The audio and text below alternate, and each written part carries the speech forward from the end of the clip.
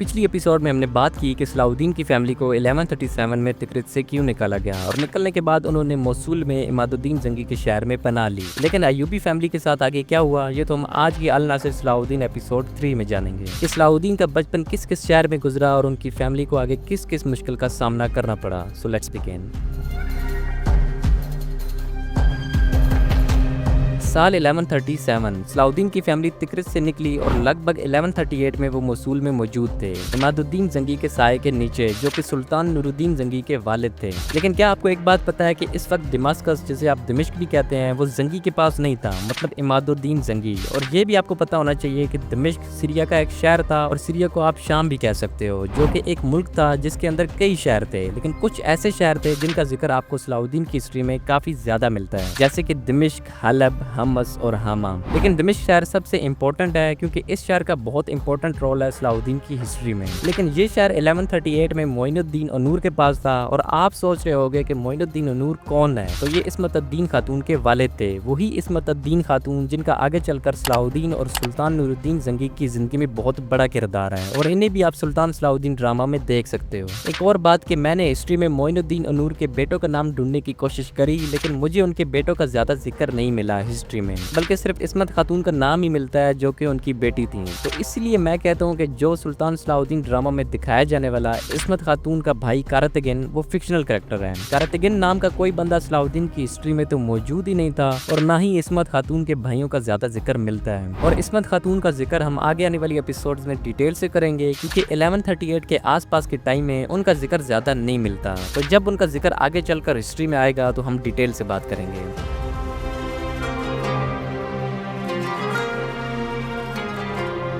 अब आते हैं साल 1138 की तरफ। मोइनुद्दीन अनूर के पास था दिमिश्क, मतलब वो दिमिश्क पर हुकूमत कर रहा था और इमादुद्दीन जंगी चाहते थे कि दिमिश्क उनकी हुक्मरानी में आ जाए, क्योंकि वो दिमिश्क अपनी हुकूमत में लाकर क्रूसेडर से जंग करना चाहते थे। लेकिन मोइनुद्दीन अनूर थोड़ा डिफरेंट सोच रखता था। वो दिमिश्क सुल्तान इमादुद्दीन जंगी को देना ही नहीं चाहता था और इसी वजह से उसने क्रूसेडर से हाथ मिला लिया ताकि इमादुद्दीन जंगी कभी दिमिश्क पर कब्जा ही न कर पाए। इमादुद्दीन जंगी कहते थे क्रूसेडर्स को हराने के लिए मुझे तुम्हारा शहर चाहिए, लेकिन अनूर कहता था मैं क्रूसेडर से दोस्ती कर लूंगा लेकिन अपना शहर तुम्हें नहीं दूंगा।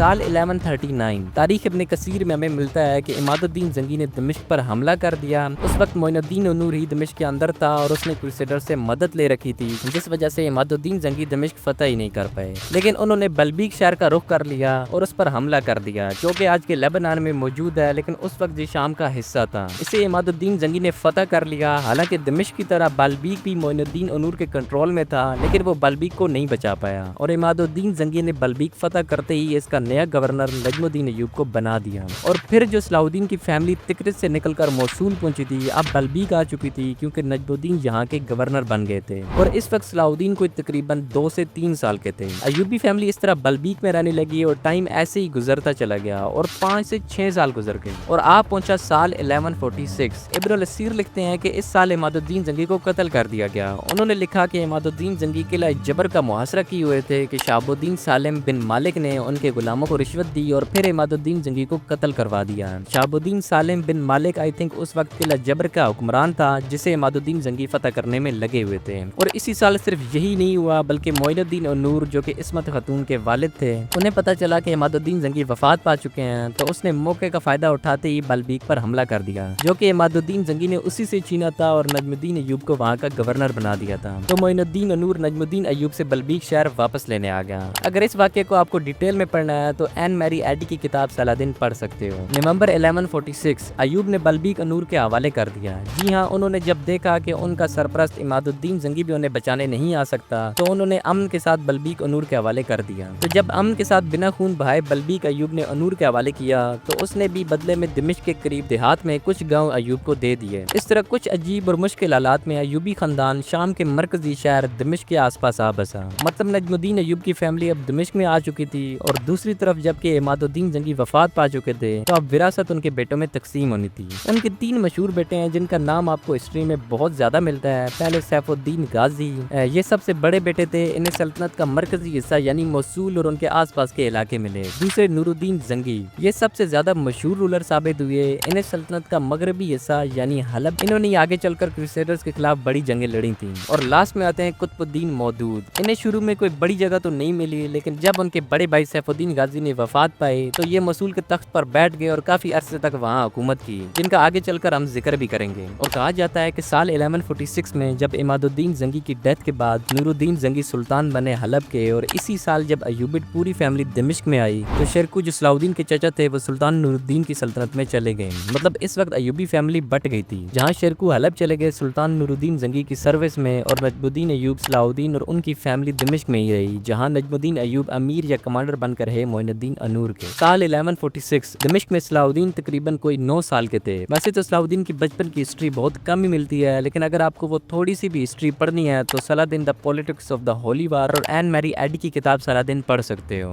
इन्होंने लिखा है कि सलाहुद्दीन के बारे में कहा गया है कि उन्हें दिमिश्क से खास मोहब्बत थी, और इसका लॉजिक भी है क्योंकि उनका बचपन का ज्यादा वक्त दिमिश्क में ही गुजरा। और साथ में उनके 2 भाई भी थे जिनकी पिछली वीडियो में हमने बात की थी, शहनशाह और तुरान शाह। कहा जाता है शहनशाह सलाहुद्दीन अयूबी से तकरीबन 15 साल बड़े थे, और उनका एक बेटा भी था जिसका नाम था ताकिद्दीन उमर, जो कि सलाहुद्दीन के पैदा होने के सिर्फ 2 साल बाद ही पैदा हुआ था। और आपको पता होगा कि शहनशाह और ताकिद्दीन उमर दोनों ही सुल्तान सलाहुद्दीन ड्रामा में भी दिखाए गए हैं, लेकिन हाँ हिस्ट्री बहुत बदल कर दिखाई गई। जहाँ उमर 1-2 सीन्स में ही दिखाया गया, हालांकि हिस्ट्री में सलाहुद्दीन और ताकिद्दीन उमर दोनों साथ साथ बड़े हुए, और इसी वजह से उन दोनों के दरमियान बहुत स्ट्रॉन्ग रिश्ता बन गया था जो आगे जाकर उमर की मौत तक रहा। लेकिन खैर 2 साल ही गुजरे और 1148 में क्रूसेडर्स ने दिमिश्क पर हमला कर दिया। जी हाँ, वही दिमिश्क जहाँ के हुक्मरान मोइनुद्दीन अनूर कुछ टाइम पहले क्रूसेडर्स से हाथ मिलाकर बैठा था और इमादुद्दीन जंगी के खिलाफ जंग लड़ रहा था। लेकिन कहा जाता है ना कि काफरों पर भरोसा नहीं किया जा सकता जो बाद में महंगा पड़ता है, तो मोइनुद्दीन अनूर के साथ भी ऐसा ही हुआ। क्रूसेडर्स के नए हुक्मरानों ने उसे धोखा दे दिया और दिमिश्क पर हमला कर दिया। इस जंग में वो अकेला कुछ नहीं कर सकता था, इसीलिए उसने इमादुद्दीन जंगी अपने सबसे बड़े दुश्मन के दोनों बेटे सुल्तान नूरुद्दीन जंगी और सैफुद्दीन गाजी से मदद मांगी। उन दोनों भाइयों ने बिना देर किए अपनी फौजें दिमिश्क की हिफाजत के लिए भेज दी।